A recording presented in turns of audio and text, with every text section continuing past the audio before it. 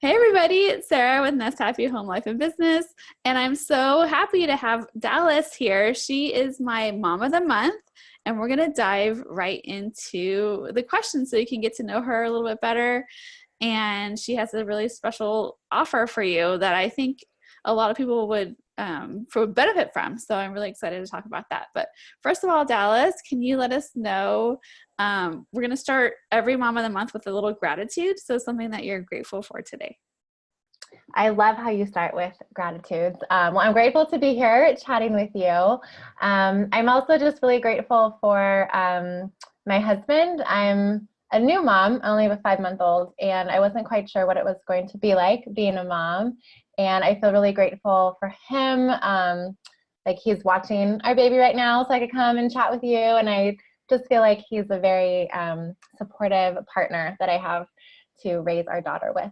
Oh, that's so great to hear. It's crazy, like what happens when you do have, especially your first child, and you see them holding your child and change a diaper and all that Yeah, stuff. it's So, really special. yeah, great. And do you want to tell us a little bit more about something about your family or where you guys live? Yeah. We live in Fremont in the San Francisco Bay Area. And yeah, I have my husband. We've been married almost 3 years, and we have a almost 5-month-old daughter, Maya. And I feel really fortunate. My parents live not too far away. They're down in Southern California, and they visit often. And my younger brother actually moved to the Bay Area from New York City when I was pregnant because he wanted to be Oh, wow. close. And he Oh, spends a that's so lot of sweet. time with his niece. And my husband has family in town. So I just feel really lucky. It really feels like we have a village here helping us raise our daughter. Oh, that's really important, especially at the beginning. So Yeah. Yeah. that's really awesome.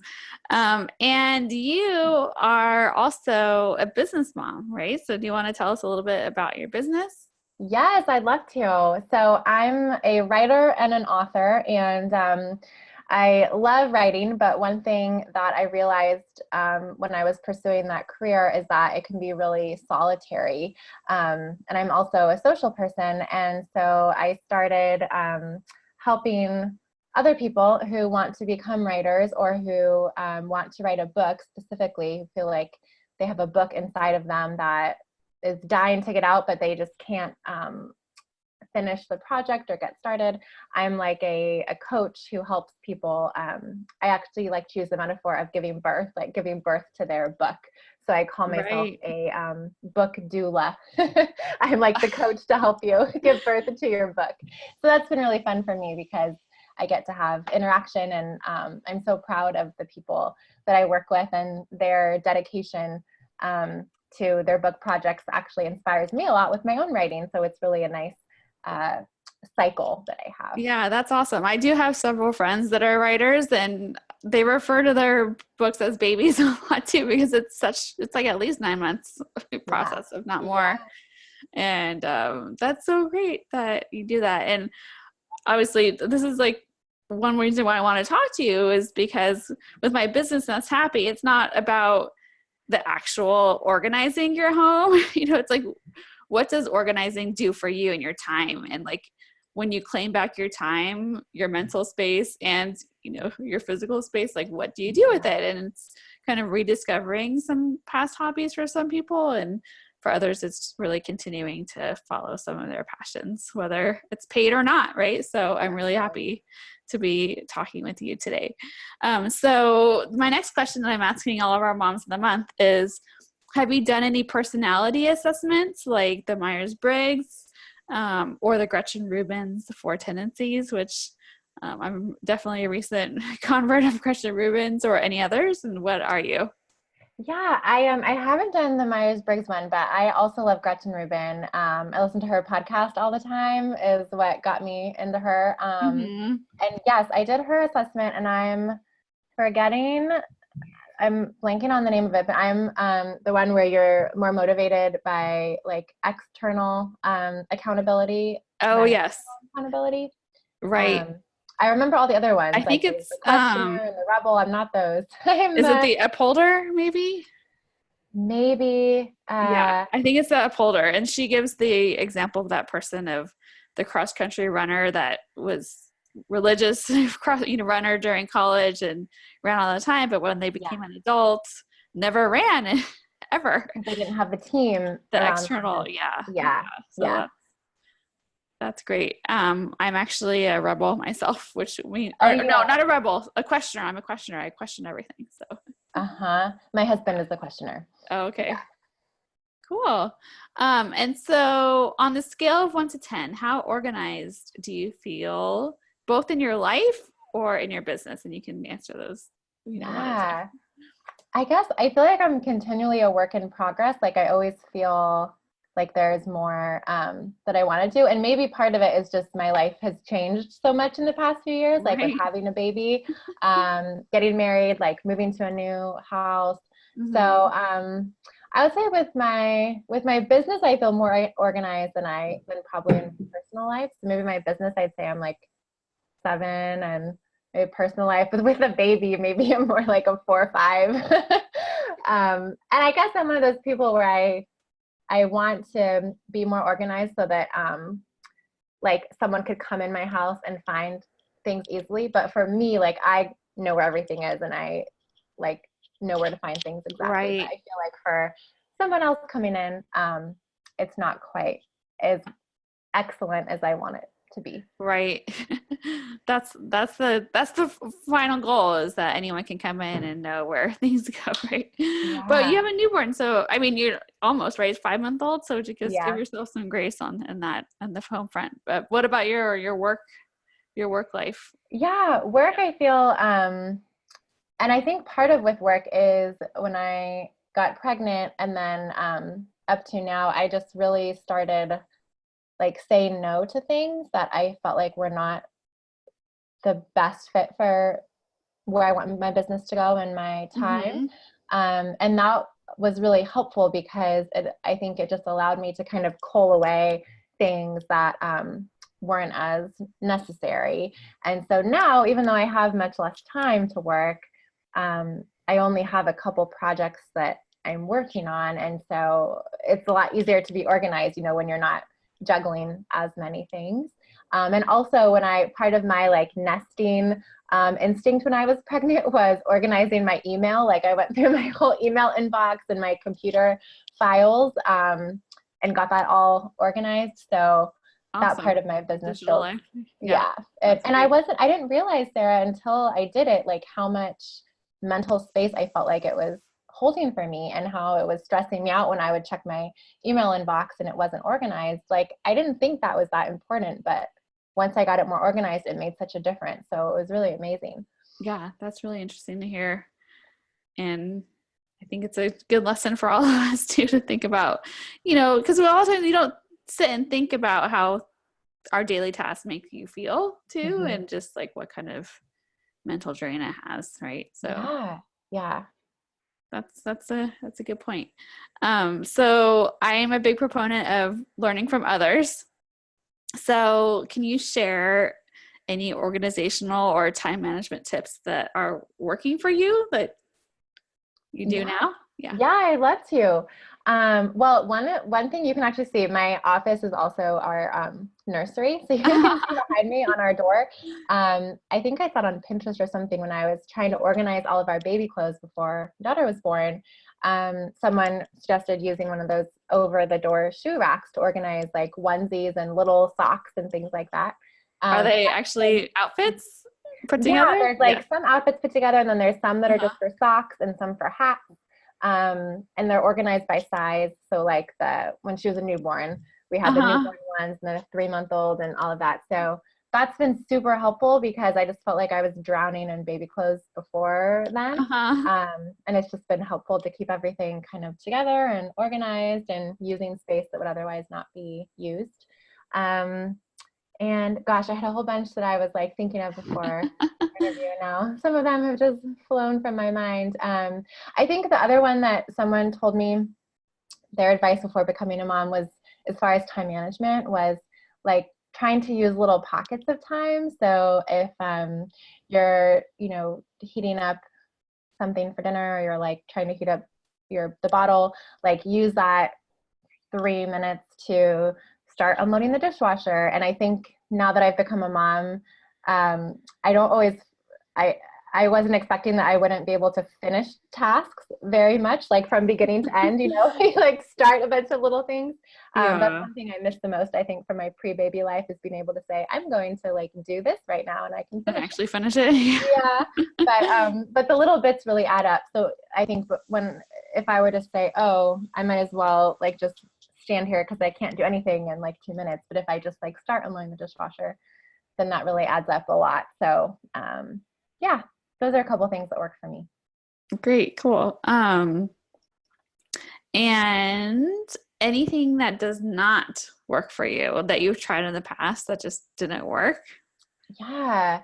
Um, I guess I feel like I am constantly trying to get stuff out of our house. Like just so much comes in all the time. So I think Mm-hmm. I'm still looking for maybe a good system of trying to do that. And people have been so generous, like with our baby, we had so many people give us baby clothes and give us a lot of things. And I think maybe a part of me, maybe just I need to do some of the emotional work around this. Like I almost feel bad giving away something that someone else has given to us. So yeah, I think I still need to find a system for trying to staunch like the flow of stuff that I feel is always coming into our house, whether it's Right. gifts or papers or all of those things. Yeah. Um, I think I talk about that a lot, but we can also talk later. Maybe I'll do a video later this week. We could talk just on that topic. So, but no, because I think a lot of people are in your shoes, Yeah. and we all get caught up in it sometimes, for sure. So you're not alone. That's Yeah. for sure. Okay, so since you're a writer, I just had a couple of questions for you. So, how has becoming a mom changed the way you approach your business? It's changed it so much. And I knew that it would, but I think just like to my core, it's really changed the way that I think about my business and think about my time. And yeah, sort of what I was touching upon earlier about just taking on work that is really meaningful to me has become way more important to me now because I stay at home watching my daughter. And so the work I do gets done like during her naps, or if I'm lucky enough to have someone coming by, like my mother-in-law or my brother or someone to watch her for a Mm-hmm. little bit. But time just feels so precious. And so I think I used to procrastinate a lot more. Like if I was working on a writing project that was sort of challenging and it was kind of hard, I would maybe procrastinate on it. But now I Right. just value that time so much more that she goes down for her nap and I just like dive into it. That I just feel, I guess, grateful for the work time because it helps me stay connected to who I was before I became a mom. Mm-hmm. But then also really grateful for my time with her. And so if work is going to take away from my time with her, I want it to be something that matters to me. For sure. For sure. That's really like a good point. And first, I think a lot of people can relate to that as well. Yeah. In addition to serving as a writing coach for others, tell us about what you're working on. You mentioned you're working on something and you're writing a book. Is that right? Yeah, I have. I'm really excited. My first novel is coming out next year. So I'm working on final edits for that right now. I'll definitely let you know when it's available. I'm really excited with the process. I had a short story collection come out last year. And then this is my first like major book with a big press. And so, yeah, I'm really excited about Wow. it. Cool. And which genre is it in? It's young adult, and the title is The Best Week That Never Happened. Ooh, intriguing. Yeah, it kind of has a magical realism element to it, kind of a Right. mystery, and a love story also. Yeah. That's awesome. And how are you finding balance between work and motherhood these days? Yeah, for me, I think well, I know that we're going to talk a little bit later about self-care. Mm-hmm. But for me, that's a big part of it is like not being, I guess, like trying to stay connected with myself, I feel, as a core. So motherhood is a part of who I am now, but whenever I do things that are kind of just to nourish other parts of myself, I think it helps me feel more balanced as a whole and more happy to take care of my daughter. So For whether sure. that's like reading a novel just for pure pleasure, or going for a walk outside, listening to a podcast. I think when I first became a mom, I felt very um, like compelled to have everything center around motherhood. So it was like when my daughter was napping, I'd be reading a parenting book or like listening to some parenting podcast, or there's so much information I wanted to consume, and it just felt like I was so consumed by motherhood. But I found that when I tried to nourish other parts of myself and my brain and my identity, I think I just feel more balanced, and I feel more excited to get back to parenting my daughter, when she wakes up from her nap, than if I've been like doing something that more feels not as nourishing to myself. Right. And I know we didn't talk about this question beforehand, but are you reading anything for fun that's like has nothing to do with parenting right now? Do you recommend it? Yeah, What are you reading? yeah. Well, I just finished reading Michelle Obama's memoir, which I Oh, I love. haven't read that yet. I heard it's really great. Yeah. Is really, really good. And then let's see, young adult. I don't know if you know Jennifer Neven. She's a young adult author. We were talking about young adult writing Yeah. before on the call. Yeah. But I like her books a lot. One of hers called All the Bright Places is gonna become a movie soon. Nice. Um, Wow. so yeah, she is really good book. Cool. Great. And tell us what you'd like to offer our community. Yeah, I have a worksheet that I developed, and I developed it for my writing clients, but I actually think it would be appropriate to no matter what like goal or project someone has. You could even, I guess, apply it to just motherhood in general. It's helping you get to the heart of your why for doing something. So when I have a client who wants to write a book, the most important thing to start with is to think about like why is this book important to them, like dig in deep to get to the heart of that. And so this is a worksheet that I use to help them do that. It's kind of like almost like journaling prompts to help Mhm. you answer those questions. So I would love to offer that to anyone. And if you go to my website, it's yourbookbreakthrough.com. There's a place that you can sign up there, and I'll give you the worksheet. Awesome. Yeah, and I'll link to it below this video or Oh, wherever perfect. wherever the link is, we'll link to it. Yeah, I think this is really great because that is the really, as busy moms, that's the first thing that we need to identify is like, why are we doing this? And that will really get us through to whatever goal we have set for ourselves. So Yeah. I love that you have a journaling, type prompts. That's so Thanks. great. And I hope everyone dives into it and gives you some feedback. Yeah, I would Yeah. love that. You can comment down below or give you direct feedback, right? Yeah. Okay, cool. And let's wrap up with your favorite 5-minute self-care.